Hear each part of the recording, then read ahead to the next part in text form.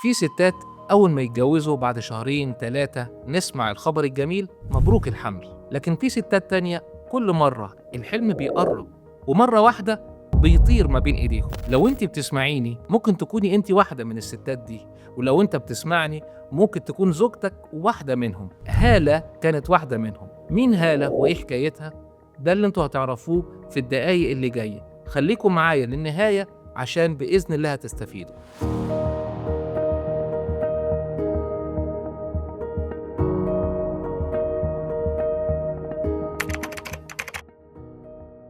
هالة بنت طيبة جدا، عندها 29 سنة، خريجة تجارة، متجوزة من 5 سنين. جوزها أحمد راجل جدع بيحبها من قلبه. اتجوزوا عن حب بعد خطوبة طويلة، وبعد ما جمعهم بيت واحد ما بقاش عندهم غير هدف واحد: امتى ربنا يرزقهم بنونو جميل.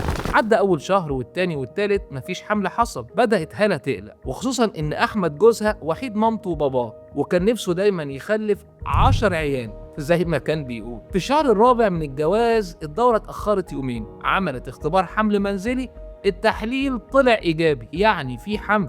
هالة صحت أحمد من النوم وقالت له وهي بتعيط من الفرحة: أحمد أنا حامل. فضلوا يضحكوا ويعيطوا في نفس الوقت، دموع الفرحة يعني. كانت بتحلم كل يوم بالبيبي، تسميه آدم لو ولد وملك لو بنت. كل يوم الصبح تقوم تحط ايديها على بطنها وتقول صاح يا قلب ماما. عدت 9 أسابيع بالتمام والكمال، والفرحة ما كانتش سايعاهم. لكن فجأة هالة بدأت تحس بمغص بسيط. قالت عادي عادي، لكن بعد يومين نزل دم. راحوا المستشفى والدكتور قال الكلمة اللي أي ست بتخاف تسمعها: الجنين نزل، ربنا يعوض عليك. هالة ساعتها كانت حاسة إنها وقعت في بير غويط. فضلت ساكتة مش قادرة تبص لحد. يمكن دي غلطة مرة وتعدي، يمكن اتحركت زيادة، يمكن شلت حاجة تقيلة وأنا مش واخدة بالي، وتلوم في نفسها وتقول أكيد تضيفة العيد هي اللي عملت فيا كده. بس أحمد طمنها وخفف عنها وقال لها أكيد بإذن الله ربنا هيعوض.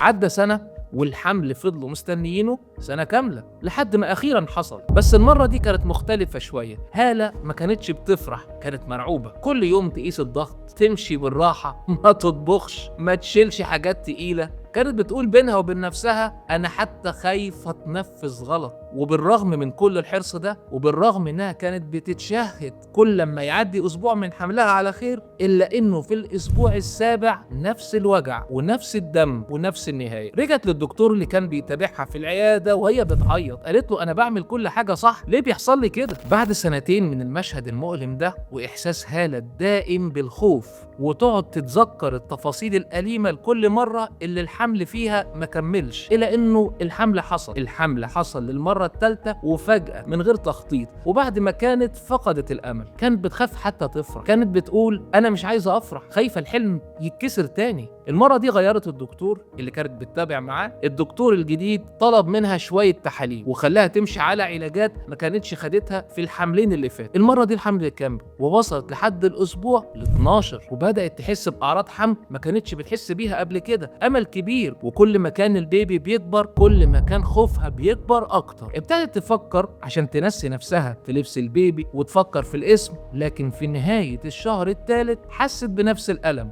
بس أشد المرة دي، وشوية دم كتير نزلوا. دخلت الطوارئ، عملت سونار، في كيس حمل وفي جواه جنين، لكن للأسف مفيش نبض. عملت عملية تنظيف وخرجت من المستشفى ودخلت في دور اكتئاب. شوية تقول لأمها قولوا لأحمد يتجوز، هو نفسه يبقى أب. 3 مرات والحمل ما كملش، وأنا واضح إن بطني ما بتشيلش. وشوية تقول لنفسها مش مكتوب لي أكون أم. يا هالة ويا كل واحدة مرت بموقف هالة، اللي بيحصل ده مش عيب فيكي ولا هو نهاية الرحلة أبدا، ولا انت بطنك ما بتشيلش زي ما انت متخيلة. ده جسمك بيحاول يحميكي، بس بيحميكي بالغلط. الناس فاكرة إن الجنين بيموت لوحده، وإن أسباب عدم اكتمال الحمل السقط يعني هو الجري أو شيل حاجات تقيلة أو الترويق أو المجهود. لكن الحقيقة دي أسباب ضعيفة جدا، وأحيانا بتكون أوهام كمان. لكن الحقيقة إن في بعض الحالات جسم الأم هو اللي بيهاجم الجنين. هتستغربوا وتقولوا إزاي جسم الأم يهاجم الجنين؟ هشرحها لكم ببساطة. المناعة المفروض تحمي الأم من أي فيروس أو ميكروب جاي من بره، بس في بعض الستات المناعة بتتلخبط وتشوف الجنين كأنه جسم غريب وتبدأ تطلع أجسام مضادة تهاجمه.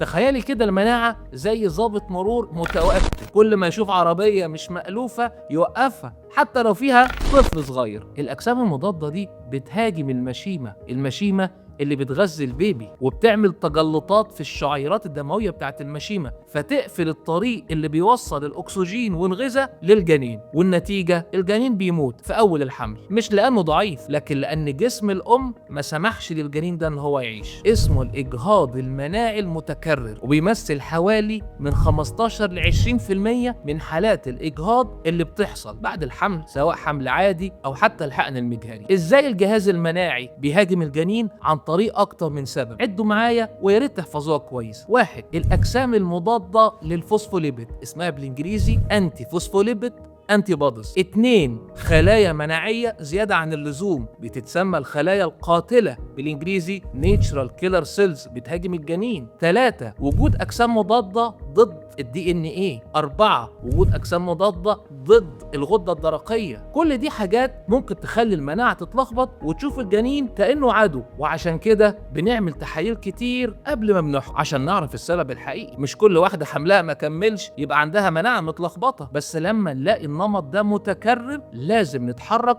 بسرعة. الأسباب دي والتحاليل دي مش رفاهية، دي المفاتيح اللي بتفتح باب الأمومة. عشان كده يا ريت تعيدوا المقطع ده وتفتكروها كويس.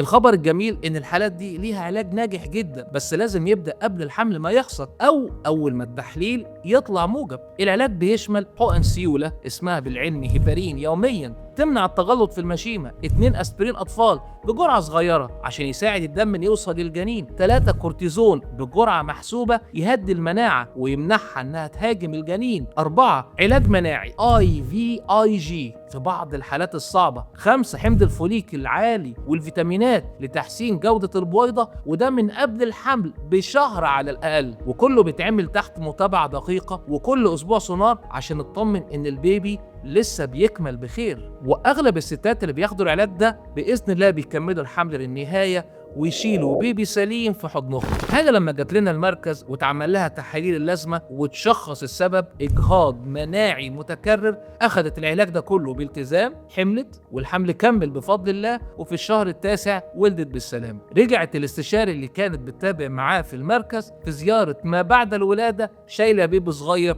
ملفوف في بطانيه وردي. قابلتها في المركز عشان اسلم عليها وابارك لها، قالت لي وهي بتعيط وبتضحك في نفس الوقت: فاكر يا دكتور هشام لما قابلتك في اول زياره من حوالي كده اقل من سنه لما قلت لك بطني ما بتشيلش؟ اهي شالت وربنا كرم. ما تستهونيش بالاجهاض حتى لو اول مره، كل مره رساله من جسمك لازم تتقري صح. هقولك على كام نصيحة في ثواني مهمة جدا اركزي معايا فيها. 1. ما تستهونيش بالإجهاض حتى لو أول مرة، كل مرة رسالة من جسمك لازم تتقري صح. 2. لو الإجهاض متكرر لازم تحاليل مناعة وتجلط قبل ما تحملي تاني. 3. ما تاخديش دواء تثبيت من غير تشخيص، كل جسم وليه حالته. 4. لو عندك تاريخ مرضي في العيلة بمشاكل في المناعة لازم تبلغي الطبيب المعالج. 5. افتكري دايما الأمل مش في الدواء لوحده، الأمل في المتابعة والوعي. بس خلينا نكمل الصورة ونوضح الحالة بكل تفاصيلها. الإجهاض المتكرر عمره ما كان سببه المناعة بس، لا أبدا، ولا بسبب حركة غلط بقى أو زعل أو شيل حاجات تقيلة. الإجهاض المتكرر أسبابه كتير، ممكن يكون عيب تشريحي في الرحم زي الحاجز الرحمي، ممكن يكون ضعف في عنق الرحم، ممكن يكون خلل في الكروموزومات يخلي الجنين نفسه مش سليم، ممكن مشاكل في الغدة الدرقية، ممكن مشاكل في السكر، ممكن كل سبب من دول ليه قصة وليه علاج. وفي الحلقات اللي جاية هنفتح كل باب من الأبواب دي واحد واحد عشان نفهم سوا ليه البيبي ما بيكملش، وإزاي نخلي الفرحة المرة اللي جاية بإذن الله تكمل فعلا. وأخيرا دمتم سالمين.